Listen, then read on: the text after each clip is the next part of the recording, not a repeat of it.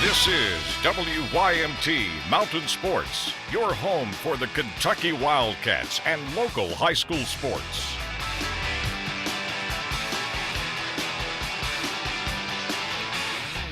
Three games in 3 days, at least that's how many games Kentucky is wanting to play down in Nashville this week. Sports Director Josh McKinney, he's not playing any games. He is with us right now working in the Music City. What up, Josh? Jamie, good evening from downtown Nashville, a wet and rainy downtown Nashville. Now, when Kentucky takes the court tomorrow night, it will do so as the 2 seed in this week's SEC tournament and by all accounts the favorite. But it wasn't all that long ago that the Wildcats were facing some serious questions about their on-court performance. But through it all, the good and the bad, the Wildcats' biggest player has also been their smallest. When things were looking their darkest this season, Kentucky head coach John Calipari had to look no further than his point guard. Tyler Ulis, who stands only 5'9", found a way to time and time again will the Wildcats to victory.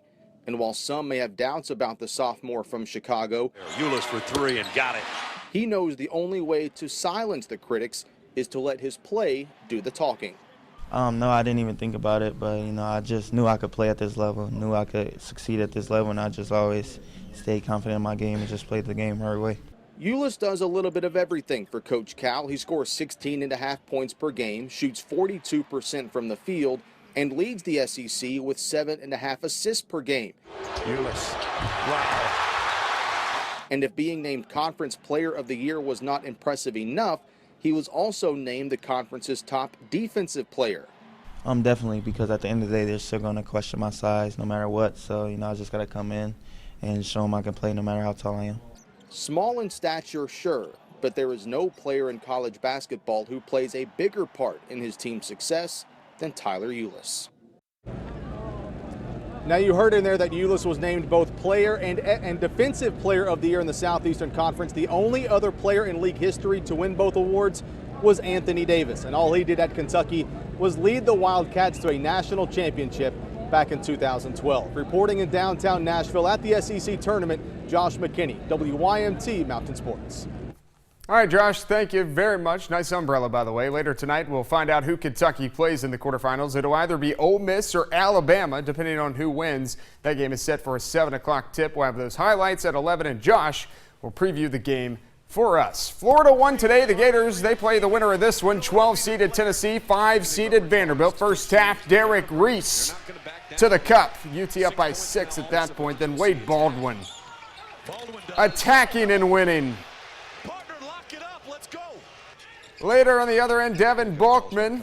That's a downtown 3-ball. Balls by 9. Then Detrick Monstella, he comes off the bench today, lets it rain, scores a team-high 18 for the Vols. And Tennessee eliminates Vanderbilt 67-65.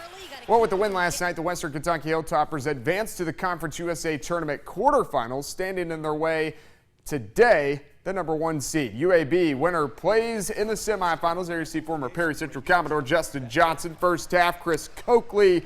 Nice turnaround, Jay. We're all tied up at 8. From there, though, it was all tops. Frederick Edmond and Nigel Snipes. Buckets.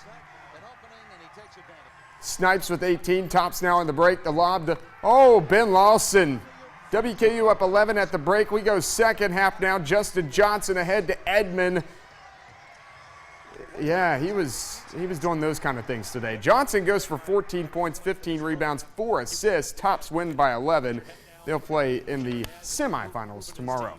All right, let's get down to UPike top plays of the week from regional tournament play. Let's start with number 5. We go out to Knott County. Iggy, can't you see? Sometimes your dunks, well, they just hypnotize me.